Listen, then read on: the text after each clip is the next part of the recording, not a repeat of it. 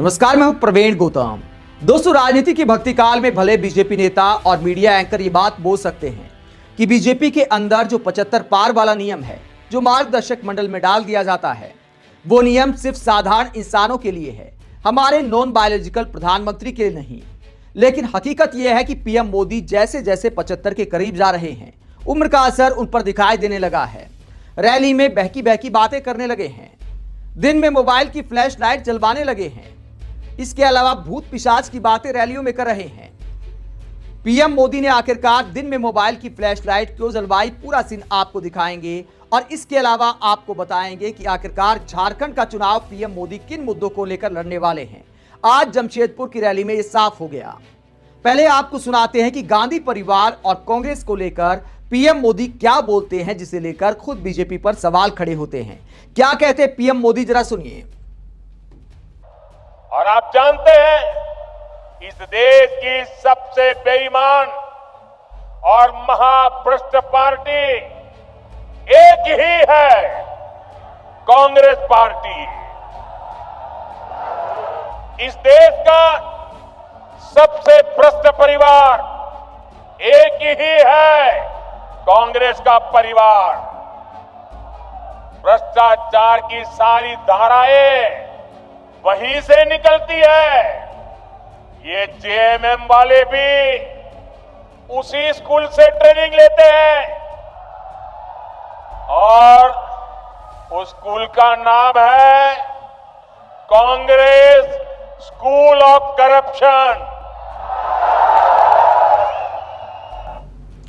तो यहां पर PM Modi Congress school of corruption की बात करते हैं। कहते हैं कि सारी भ्रष्टाचार की धाराएं वहीं से निकलती हैं। लेकिन कितनी धाराएं बीजेपी में शामिल हो गई। पीएम मोदी दावा करते हैं कि कांग्रेस के स्कूल में भ्रष्टाचार की ट्रेनिंग दी जाती है, तो वहां से ट्रेनिंग पाए कितने नेताओं को पीएम मोदी ने राज्यसभा में भेज दिया, लोकसभा में भेज दिया, बीजेपी प्रवक्ता बना दिया।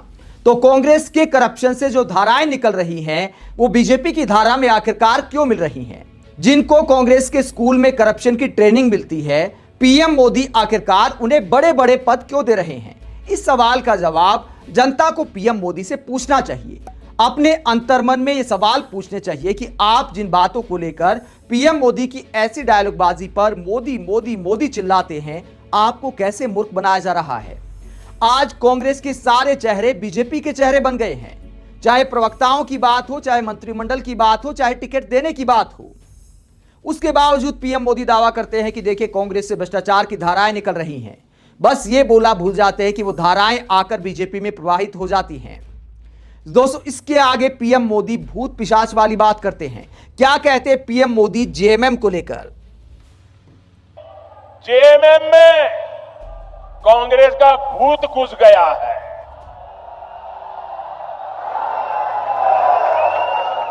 जब किसी पार्टी में कांग्रेस का भूत घुस जाता है तो तुष्टीकरण ही उस दल का इकलौता एजेंडा बन जाता है। इसके लिए सबसे पहले ये लोग दलित, आदिवासी और पिछड़ा समाज के हितों की बलि चढ़ाते हैं। यही हाल जेएमएम का भी हो रहा है। इसलिए हमें एक बात साफ साफ समझनी होगी, जेएमएम और कांग्रेस जैसे दलों को आपका वोट नहीं चाहिए। ये दल मजहब के नाम पर अपना वोट बैंक बनाना चाहते हैं। यही समय है, हमें इस खतरे को यहीं पर रोकना होगा। इसके लिए झारखंड के हर एक नागरिक को एकजुट होना होगा, भाजपा को मजबूत करना होगा। साथियों, वोट बैंक की पॉलिटिक्स करने वाले लोग किसी के भी सगे नहीं होते। तो पीएम मोदी कहते हैं कि वोट बैंक की पॉलिटिक्स करने वाले लोग किसी के भी सगे नहीं होते। पीएम मोदी यहां कहते हैं कि जेएमएम के अंदर कांग्रेस का भूत घुस गया है। वही हिंदू मुसलमान वाली राजनीति, वही लोकसभा चुनाव वाला फॉर्मूला कि दलित और पिछड़ों से छीनकर ये रोहिंग्या को दे देंगे, ये घुसपैठियों को दे देंगे। दावा करते हैं कि झारखंड में घुसपैठियों की तादाद बढ़ती जा रही है, रोहिंग्या की तादाद बढ़ती जा रही है। तो ये तो मोदी सरकार का फेलियर है। आखिरकार देश में रोहिंग्या की तादाद कहां से बढ़ी है? क्या इसके लिए झारखंड सरकार जिम्मेदार है? देश की सीमाओं की सुरक्षा करने की जिम्मेदारी किसकी है? रोहिंग्या आखिरकार भारत में कैसे आ रहे हैं? पीएम मोदी को इन सवालों का जवाब देना चाहिए, लेकिन इसे लेकर आरोप लगा रहे हैं कांग्रेस और जेएमएम पर। वही हिंदू मुसलमान वाली पॉलिटिक्स और आरोप लगाते हैं कि देखिए मजहब की पॉलिटिक्स की जा रही है। दोस्तों, इसके आगे पीएम मोदी करते हैं युवाओं की बात, पेपर लीक की बात करते हैं। जो पीएम मोदी और मोदी सरकार संसद में पेपर लीक पर बहस का चैलेंज कबूल नहीं कर पाई। संसद कई दिन तक ठप रही नीट के मुद्दे पर। उस मुद्दे पर पीएम मोदी झारखंड में कहते हैं कि देखिए पेपर लीक सरकार है। क्या कहते हैं पीएम मोदी, जरा सुनिए। उसके बाद आपको मोबाइल की फ्लैशलाइट वाला सीन भी दिखाएंगे। क्या कहते हैं पीएम मोदी, जरा सुनिए। साथियों, झारखंड की वर्तमान सरकार को युवाओं की कोई चिंता नहीं है। इन्होंने हर साल जेपीएससी और जेएसएससी की परीक्षाएं आयोजित करवाने का वादा किया, लेकिन वादा पूरा करने की जगह सरकार के संरक्षण में नौकरी बेचने वाले गिरोह पनप रहे हैं। यहां पेपर लीक करने वालों को शहद दी जा रही है। हर परीक्षा गड़बड़ियों का शिकार है। युवाओं के भविष्य से खिलवाड़ करने वाली ऐसी राज्य सरकार को हमें झारखंड से हटाना ही होगा।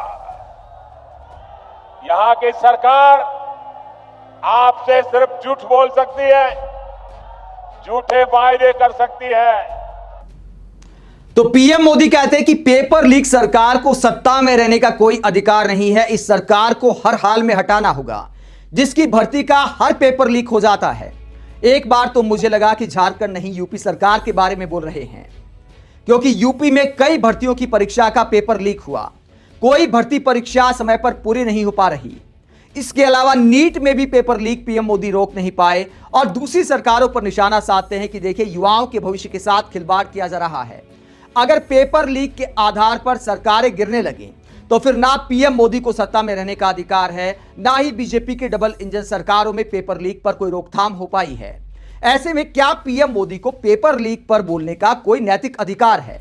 जब संसद में राहुल गांधी और विपक्षी नेता पेपर लीक के मुद्दे पर अलग से चर्चा की मांग करते रहे और सरकार ने इसे अनदेखा कर दिया, तो क्या पीएम मोदी को पेपर लीक का मुद्दा उठाने का कोई नैतिक अधिकार है? ऐसे में पीएम मोदी का वो डायलॉग याद आता है कि हिपोक्रेसी की भी कोई सीमा होती है। दोस्तों, इसके आगे आपको एक सीन दिखाते हैं, बेहद मजेदार सीन है। मनोरंजन के साथ वीडियो का खात्मा करते हैं। पीएम मोदी दिन में मोबाइल की फ्लैशलाइट जलवाते हैं, रात में कई बार माहौल बनाने के लिए, शानदार वीडियो बनाने के लिए इस तरह के दृश्य पैदा किए जाते हैं। इस तरह पब्लिक को बोला जाता है कि मोबाइल की फ्लैशलाइट जलाइए, लेकिन पीएम मोदी आत्ममुक्ता में इतने बहक जाते हैं कि दिन में मोबाइल की फ्लैशलाइट जलाने को बोलते हैं। और क्या सीन होता है जमशेदपुर की रैली में, जरा देखिए। मेरे साथ बोलिए, भारत माता की। दोनों मुट्ठी बंद करके पूरी ताकत से बोलिए। मोबाइल फोन की फ्लैशलाइट भी चालू कर दीजिए। सबके मोबाइल की, फोन की फ्लैशलाइट चले। भारत माता की, भारत माता की, भारत माता की, भारत माता की, भारत माता की। बहुत बहुत धन्यवाद। तो पीएम मोदी मोबाइल की फ्लैशलाइट जलवाते हैं दिन में। बताइए दिन में ऐसा कौन करता है? लेकिन आत्ममुक्ता में पीएम मोदी शायद भूल जाते हैं, या फिर भगवान से डायरेक्ट कनेक्शन हुआ होगा कि अगर मोबाइल की फ्लैशलाइट जलवाई जाती है तो झारखंड चुनाव के लिए आपके लिए शुभ हो सकता है। ताली थाली बजवाना, फ्लैशलाइट जलवाना, आखिर ये किस तरह की राजनीति है? दोस्तों, आप पीएम मोदी के इस अंदाज को लेकर क्या सोचते हैं? इसे आत्ममुक्ता कहा जाएगा या माहौल बनाना कहा जाएगा? क्या पीएम मोदी पर उम्र का असर दिखने लगा है? कमेंट बॉक्स में अपनी राय जरूर दें। अगर आप हमारी पत्रकारिता को पसंद करते हैं तो थैंक्स के ऑप्शन का भी इस्तेमाल करें। इसके अलावा वीडियो को लाइक करें, चैनल को सब्सक्राइब करें। नमस्कार।